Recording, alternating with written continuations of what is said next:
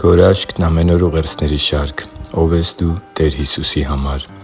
Այս ուղերձով նոր շարք ենք սկսում, որը կրում է «Հայացքդ Հիսուսից երբեք չկտրես» անվանումը։ Արդյոք գիտես, թե որքան շատ է քեզ սիրում Աստված։ Արդյոք գիտես, թե ո՞վ ես դու Տեր Աստծու համար։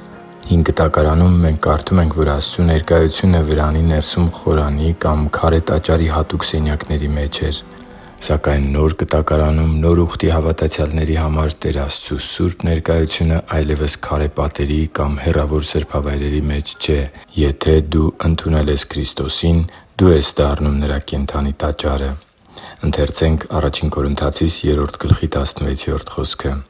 «Չգիտեք, որ դուք Աստծու տաճար եք, և Աստծու Հոգին բնակվում է ձեր մեջ» (Ա Կորնթացիս 3․16): Սիրելի՛ բարեկամ, եթե դու հավատում ես Տեր Հիսուս Քրիստոսին, Նրա սիրուն, Նրա զոհաբերությանը Գողգոթայի խաչի վրա և Նրա ուսուցումներին, ապա դու Նրա աշակերտն ես, Նրա ընտանիքի մի անդամը։ Եվ Քրիստոսին սիրող մարդկանց համար մի զորավոր խոստում կա Աստվածաշնչում, որը ցնցող հոգևոր ճշմարտություն է բացահայտում։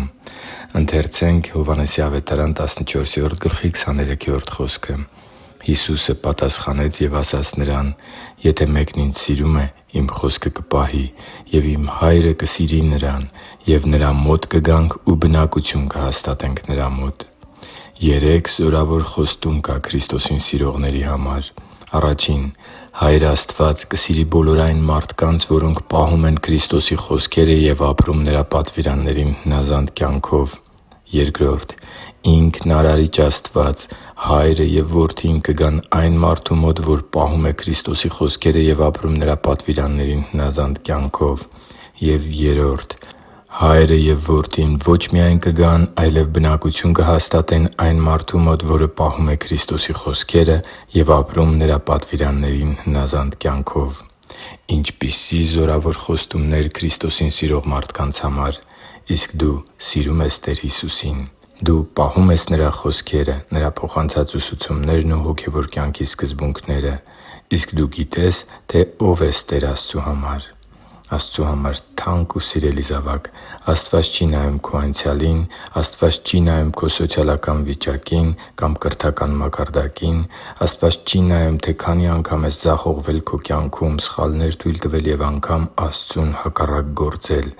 Աստված նայում է, թե այդ ամենից հետո արդյոք հավատո՞ւմ ես քո կյանքի փոթորիկները խաղաղեցնելու ունակ Աստծուն։ Հայացքդ Հիսուսից երբեք չկտրես։ Քո կյանքի փոթորիկների մեջ Նա գալիս է քեզ ընդառաջ։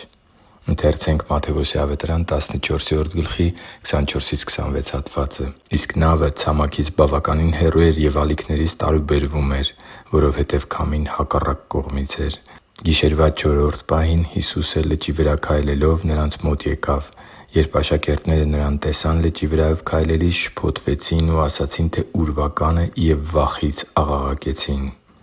Մի՛ շփոթվիր, մի՛ վախեցիր։ Դու թանկ ես Տեր Աստծու համար։ Թեև քո կյանքում կարող են լինել փոթորիկներ, սակայն Աստված գիտի Իր տաճարը պահել ապահովության մեջ։